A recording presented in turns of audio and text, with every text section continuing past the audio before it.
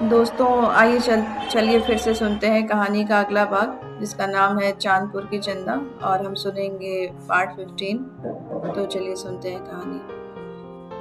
1.5 महीने की बदहाली के बाद धीरे धीरे चांदपुर का जनजीवन पटरी पर लौट रहा है। जैसे माँ से दूर रहा छोटा बच्चा माँ को देखते ही मचल उठता है, वैसे ही समूचा चांदपुर अपने पुराने घरों को देखकर मचल रहा है। संघर्ष की बाढ़ में मुरझाए चेहरे धीरे धीरे निखर रहे हैं। उम्मीदों के झोंके में उदास चेहरों की सिलवटें बदल रही हैं। इधर दिन अब धूसर होता जाता है। आसमान एकदम साफ। भोर की हवाएं सूरज किनारे से पीतांबरी धारण किए बहती हैं, शीतल, मंद, सुवासित और स्निग्ध। मर्द दिन भर बाहर काम करते हैं, औरतें घर आंगन बुहारती हैं। बच्चे बड़े खामोश हैं। बाढ़ की दहशत देखकर सकुचाई उनकी आंखें अब दियारे की वीरानी देखकर कौतुक से भर गई हैं। लेकिन बूढ़े आश्वस्त हैं कि अब तर त्योहार के दिन आ गए। अब तो कुछ दिन बाद रामलीला होगी, ठीक उसके बाद दिवाली और छठ, और फिर चांदपुर के अखाड़े की असली लड़ाई यानी प्रधानी का चुनाव। इसी में बर ब्याह, न्योता, निमंत्रण, फिर खेत सूखते ही रबी की बुआई। आज से तैयारी शुरू है। जिनके घर गाय है उनके घर से गोबर लाकर आंगन की लिपाई हो रही है। कहीं तुलसी जी डूब गई हैं। अब कार्तिक में बियाह कैसे होगा जी? महावीर जी का झंडा भी तो नहीं बचा। दीना की माई हुक्का जलाकर झट से कहती हैं, अरे राम कहो, चांदपुर बच गया, ये क्या कम है? इसी बात पर कृतज्ञता से भरे उनके हाथ उठते हैं। जय हो गंगा माई, जय हो सरजू माई, जय हो भिरगु बाबा, बड़ी कृपा है आपकी।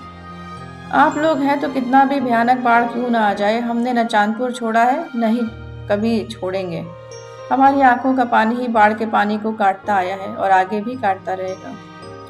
इसी बात पर दीना कहता है, सन 71 में ऐसा बाढ़ आया था कि 2 चांदपुर बन गया, पुराना चांदपुर और नया चांदपुर।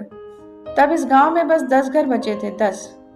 जो लोग नए चांदपुर में न जा सके, चांदपुर के अगल बगल के सुरक्षित गांवों में बस गए। और एक समय जिले का सबसे बड़े गांव का भूगोल ही बिगड़ गया। लेकिन पुराना चांदपुर ठीक यहीं खड़ा रहा। उसमें रहने वाले लोग बाढ़ को अपनी नियति मानकर यहीं पड़े रहे और आज तक यहीं पड़े हैं। आखिर 71, 82 और 98 जब कुछ न बिगाड़ सका तो सन 2006 क्या ही बिगाड़ लेगा। फिर उसी विश्वास के सहारे उजड़े घरों को बसाया जा रहा है। 2 महीने पहले इन घरों को उजाड़ने में पश्चाताप के आंसू थे, हाथ पत्थर हो चुके थे। दिल सिर्फ धड़कता नहीं था बल्कि सरजू की किनारों की तरह दरकता था। लेकिन आज धीरे धीरे सब ठीक हो रहा है। आज सबके हाथों में एक नई रवानी आई है। कहीं बांस काटा जा रहा है तो कहीं पतलू। कोई ईंट लेने गया है, कोई बालू और सीमेंट। कोई राज मिस्त्री बुला रहा है तो कोई मजदूर ठीक कर रहा है। इधर दीना के घर की दीवार को काफी नुकसान हुआ है। खेदन देख रहा है कि भूसा रखने वाला घर का एक ईंट तक नहीं बचा। गाय को बांधने की नाद भी सरजू जी बहा ले गई। सुदामा कहता है कि झांझा बाबा के दलान पर बजरंग बली का आशीर्वाद था, वरना इसको ढहने से कौन बचा सकता था। तभी तो आज दालान की सफाई हो रही है। फावड़ा, खुरपी, झाड़ू, खरहर लेकर कई लोग सुबह से पसीना बहा रहे। बड़े दिन बाद आज रात को सुंदरकांड का पाठ होगा। बड़े दिन बाद उसमें शंख बजेगा। खेदन कह गया है कि पेड़ा उसकी तरफ से चढ़ेगा। रमेशर के जिम्मे आरती का सामान है। अभी झांझा बाबा कुर्सी पर विराजमान होकर सांझ की तैयारी का जायजा ले रहे हैं। गुड़िया की शादी में टूटा हाथ तो जुड़ न सका, लेकिन उनका उखड़ा हुआ मिजाज अब फिर से जम रहा है। इसी बीच रह रहकर कोई पूछ देता है, ए बाबा, घर की सफाई करवा रहे हैं, बेटा पतो भी आ रहे हैं का? इस सवाल के बाद तो बाबा जेठ की दोपहरिया की तरह गर्म हो जाते हैं। एकदम बेवकूफ हो का रे ससुरा? बेटा पतो नहीं आएंगे तो क्या बाप दादा का घर ऐसे ही कबाड़ खाना रहेगा? इतना कहने के बाद बाबा के माथे की लकीरें सिकुड़ सी जाती हैं। कल ही दिल्ली से बड़की पतोह का फोन आया कि अम्मा जी बीमार हैं। सुबह दिल्ली वाले लड़के ने माई को बेंगलोर वाले भाई के पास भेज दिया है। कहता है कि बच्चों का एग्जाम है, बूढ़ी खांस रही है तो पढ़ाई में डिस्टर्ब हो रहा है। बाबा इस समाचार के बाद बड़े देर तक उदास थे। बड़ी देर बाद करवट बदल कर दीना से बोले, अब क्या? चला चली का समय आ गया हो दीना। मालकिन को बीमारी अब न पकड़ेगा तो कब पकड़ेगा?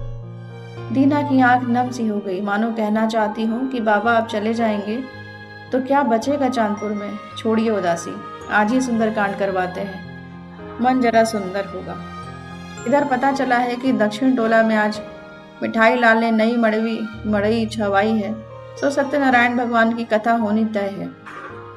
नगीना कह रहा है कि कर्जा लेकर मड़ई छवाए हैं ससुर, ऊपर से सत्यनारायण भगवान की कथा जरूरी है। कर्जा लेकर घी पीने के लिए करेजा भी तो चाहिए, कहाँ से भरेंगे? लेकिन मिठाई लाल काहे माने? पटदारी में कल कथा थी, उनके आना होगी, सिर झुक जाएगा ना समाज में। उधर उत्तर टोला में पता चला है कि मनन यादव की भैंस कल पाड़ी भी आई है। टोला भर में फेनुस वाला दूध बांट रहे हैं। सकलदीप का टीन शेड वाला घर भी तो बाढ़ में बह गया था। हाय रे किस्मत। बाछी बेचकर टीन खरीदा था, लेकिन बाढ़ इतनी तेज आई कि टीन खोलने का समय नहीं मिला। आज बरम बाबा की कृपा हुई है। आज किस्मत की टीन शेड पर नई परत लगाई जा रही है। सपनों की नई कीलें बदकिस्मती की मोटी दीवारों को छेद कर रही हैं।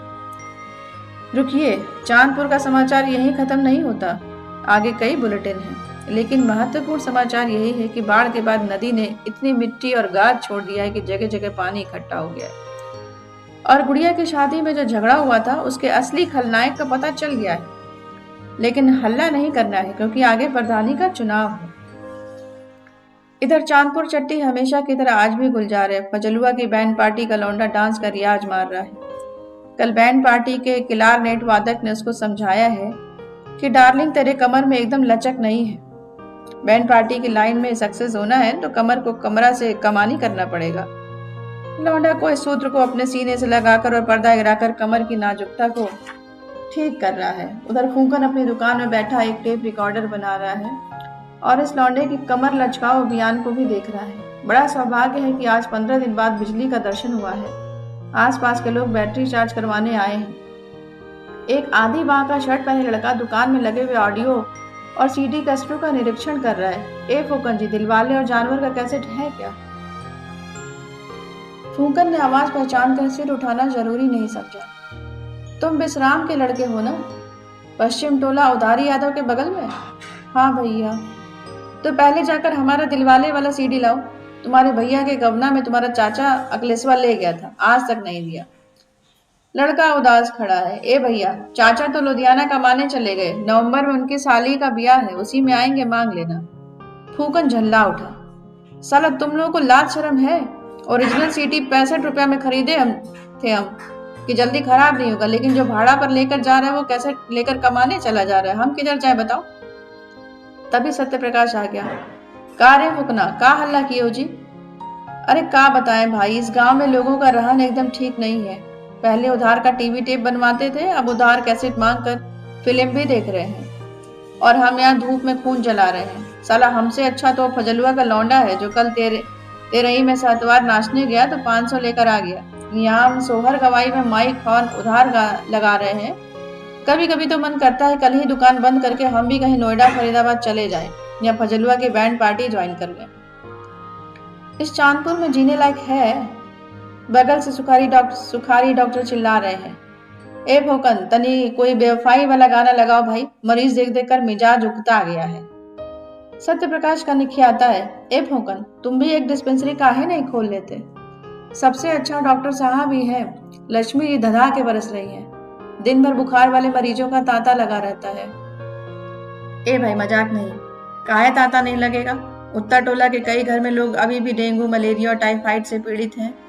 3 लोगों को तो अस्पताल ले जाना पड़ा। बलिया अस्पताल से खबर आई है कि कमेसरा की मेहरारू के बचने के कम चांस हैं। ये बताते हुए फूकन की आवाज में उदासी तैर रही है। उसकी आंखें जानती हैं कि बाढ़ तो 1 महीने में 1.5 महीने में चली जाती है, लेकिन उसके बाद बीमारियों का जो ज्वार भाटा आता है वो जाते जाते आदमी को कंगाल कर देता है। इधर चांदपुर के सरयू घाट पर सूरज डूब रहा है। एक नाव खड़ी है और डूबते सूरज की किरणें सीधे नाव में बैठे लोगों पर पड़ रही हैं। सरजू उस पार जाने वाली ये आखिरी नाव है। सातवार रेवती से बाजार कर चुके उस पार के लोग अब अपने घरों को लौटने लगे हैं। नाविक खैनी बना रहा है। संपत की बहुरिया घूंघट से झांक कर कहती है, ए जी नाव खोलिए, हमारा लड़का ताक रहा होगा। ठीक इसी नाव से कुछ दूरी पर राकेश बांस काट रहा है। मंटू राकेश का पहले से ही प्लान था कि बाढ़ के बाद दियरा में अपनी भी एक छोटी सी राम मड़ैया बनेगी। उसमें एक तरफ मटके में पानी होगा तो दूसरी तरफ एक गमछा में रोटी, तरकारी और गुड़, यही खाया जाएगा और चांदपुर की चिक चिक से दूर होकर इसी मड़ई में चैन की बंसी बजाई जाएगी। आज राकेश अपनी उसी तैयारी में भिड़ा हुआ है। ठीक इसी नाव से कुछ दूरी पर राकेश बांस काट रहा है, लेकिन उसके सामने बैठे मंटू का मन किसी काम में नहीं लगता है। सुबह से लेकर दोपहर और दोपहर से लेकर सांझ तक जैसे जैसे सूरज डूबता है वैसे वैसे उसकी उदासी बढ़ती जाती है। पहले जब बिजली आती थी उसे घर की याद आती थी। खूब तेज आवाज में गाना बजता था, मानो पिंकी इंतजार करेगी कि लाइट आ गई तो मंटू गाना बजाएगा। दोनों के बीच ये बजते हुए गाने की संप्रेषण के माध्यम थे। उधर छत पर गाना बजता, इधर पिंकी मसाला पीसते, खाना बनाते और कढ़ाई करते हुए सुनती रहती, गुनगुनाती रहती। लेकिन अब तो सिर्फ तन्हाइयों के नगमे ही बज रहे हैं। मंटू दिन भर किसी बंजारे जैसा घूमता रहता है, इस दियारा से उस दियारा, कभी इस नाव से उस नाव। मन उसका सरजू की धारा की तरह तिरपट बहता है, कहीं स्थिर नहीं होता। उसे ऐसा लग रहा है कि मौसा उसे अब आंखों से देखना नहीं चाहते। मौसी ने भी लगभग बोलना बंद कर दिया है। मंटू को किसी से शिकायत नहीं है, लेकिन 1 लाख लोन लेकर ब्याह किए मौसा आखिर गुड़िया की दुर्दशा देखकर कैसे बोले, क्या बोले। सुना है कि गुड़िया के ससुर ने एक नई खबर भिजवाते हुए कहा है कि थाना कचहरी तो होगा, लेकिन हमारे लड़के को आपकी लड़की पसंद नहीं है। मंटू यह सुनकर खींच उठता है। अरे साले, तुम जब मंदिर में गुड़िया को देखने आए थे तब क्या कर रहे थे? इसी टोला में तो तुम्हारे रिश्तेदार के रिश्तेदार हैं। पता लगा लिया होता कि ये लड़की गोरी है कि सांवली है, स्वभाव की ठीक है कि खराब। अब जब सब बाजा बच गया तो लड़की पसंद नहीं है। अरे कभी कभी तो मन करता है कि जाकर इन सबको गोली मार दे। ऊपर से गुड़िया की ननद ने कहा है कि नवंबर में गुड़िया को चांदपुर भेज दो। दोंगे में अगर वॉशिंग मशीन कूलर लेकर नहीं आई तो विदाई कराने कोई नहीं जाएगा। मंटू को ये सब सोचकर इस दुनिया से दूर चले जाने का मन करता है, लेकिन कैसे? जब तक चांदपुर में चंदा है तब तक चांदपुर उससे कैसे छूट सकता है? उसे याद है आज 1 महीना हो जाएगा पिंकी से मिले हुए। उस रात के बाद पिंकी का कहीं कुछ अता पता नहीं चला। ये सच है कि वो रात उसके जीवन की सबसे खूबसूरत रात थी। उस एक रात की चंद खूबसूरत यादें इस जिंदगी के बदसूरत कैनवास पर बिखरी एक खूबसूरत पेंटिंग लगती हैं। तभी तो आज उस पेंटिंग को देख देकर मंटू की रातें कट रही। लेकिन पिंकी की कैसे कटती होगी, ये सोचकर नींद और चैन सब उड़ा जा रहा है। चिट्ठियां वो रोज लिखता है और रोज फाड़ देता है। आज गांव में ही नहीं बल्कि सरयू इस पार से उस पार तक ये खबर तेजी से फैल गई है कि पिंकिया रात को मंटुआ से मिलने के लिए गई थी। ये सब सोचकर मंटू की सांसें और ज्यादा फूलती हैं। समझ में नहीं आता कि क्या यह सिर्फ अफवाह है या कहीं उस रात टॉर्च जलाने वाले ने उन दोनों को देख लिया था। गांव में दूसरा हल्ला ये भी है कि पिंकी की शादी इसी नवंबर में होगी। ये सुनते ही लगता है कि मंटू का कलेजा बाहर निकल आएगा। सांस इतनी तेज तेज चलती है कि जी घबरा उठता है। उधर गांव में कल से ही रामलीला का रिहर्सल शुरू हो रहा है। सरस्वती पूजा में शामिल हुए सारे लड़के फिर से चंदा मांग रहे हैं। कल सत्य प्रकाश ने खबर भिजवाई है कि मंटुआ से कहो कि आज वो शाम फूकन की दुकान पर मिले। रामलीला में उसका रहना जरूरी है। डब्लू नेता से जहां तक झगड़े की बात है तो सुलह समझौता हो जाएगा। इस तरह से भागना ठीक नहीं। लेकिन मंटू कैसे जाए? उसके जीवन में तो लंका कांड चल रहा है। एक तरफ कोने कोने में यह खबर चटकारे लेकर बताई जा रही है कि मंटुआ पिंकिया को फंसाया है। दूसरी तरफ डब्लू नेता के कुछ गुर्गे उसे हिसाब बराबर करने के लिए खोज रहे हैं। उसे सत्य प्रकाश पर विश्वास नहीं है, लेकिन राकेश है तो हिम्मत है। जब जब मंटू निराश होता है वो कंधे पर हाथ रखकर हिम्मत बढ़ा देता है। काहे डरते हो बे? दिक्कत होगी तो पिंकी से ब्याह कर लेना, इसी मड़ई में रखना, जो होगा वो हम देख लेंगे। मंटू की खामोशी बड़ी देर बाद टूटती है। साला पाकेट में इतना पैसा नहीं है कि कैसेट में जुदाई का एक गाना भरवा के रात को सुनते हुए रो सके। ब्याह करेंगे तो क्या खिलाएंगे बेचारी को? राकेश झट से कहता है, नाव चलाना इस पार से उस पार, और क्या। मंटू की आंखें नम हो जाती हैं। राकेश भावुक हो जाता है। उसके हाथ मंटू के कंधे पर चले जाते हैं। पागल हो, ऐसे हिम्मत हारोगे? मंटू हारे न तो क्या करे। आज देखते ही देखते मौसा मौसी गुड़िया और पिंकी सब उससे दूर हो रहे हैं। आज फिर वो खत लिखने बैठा है। मेरी प्यारी पिंकी, देखो ना आज मड़ई छवा रहा हूँ। बांस है और पतलो भी, रस्सी और प्लास्टिक भी रखा है। लेकिन ये करेजा, तुमको पता है कि हमारे इश्क की मड़ई जमाने के तूफान में हिलती जा रही है। जानती हो, आज गांव में हमारे तुम्हारे प्यार के दुश्मन खुलेआम घूम रहे हैं। जिस टेंगरिया की बहन से गांव का एक को खेत बाकी नहीं है, वो भी हमारे तुम्हारे कैरेक्टर पर शक कर रहा है। जिस लड़ गोबिना का अपनी मेहरारों से काम नहीं चलता है, वो भी हमको आवारा कह रहा है। जिस रुबिया का रोज बतार बदल जाता है, वो भी हमारे बारे में उल्टा सीधा हल्ला कर रही है। एक अरेजा, हम इन सबको कैसे बताएं कि पिंकी का प्यार तो गंगा जी का पानी है। तुम लोग उसमें जितना मन हो कीचड़ डालो, लेकिन उन्हें कभी गंदा हुआ है? न हुआ था, न कभी होगा। लेकिन ये पिंकी, किसको किसको समझाया जाए? हमने तो चांदपुर चट्टी ही छोड़ दिया है और अपने दिलवा को समझा लिया है कि हमको अपने जीवन में सिवाय पिंकी के कुछ नहीं चाहिए। जानती वो बाढ़ वाली रात भुलाए नहीं भूलता है। जब जब याद आता है ना, हमारे अखियां में बाढ़ आ जाता है। समझ में नहीं आता कि किससे क्या कहें। आज देखो ना, हम जब से सुने हैं कि पिंकी का ब्याह ठीक हो रहा है, तब से न खाने का मन कर रहा है न पीने का। पहले तो खूब रोने का मन हुआ, फिर सोचा कि नहीं, हमारी ये चंदा हमको चांदपुर में रोता हुआ छोड़कर नहीं जा सकती। क्या सच में शादी तय हो गई? मोहब्बत की अंतिम चिट्ठी समझकर जवाब जरूर लिख देना। हम वादा करते हैं कि पढ़ने के बाद दिया को बताकर रो लेंगे, लेकिन उफ नहीं करेंगे। ये हमारा वादा है। अपना ख्याल रखना करेजा। I love you. तुम्हारा मंटू, चांदपुर दियारा, सरयू पार।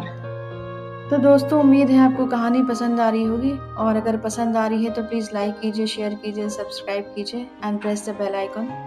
Thank you so much.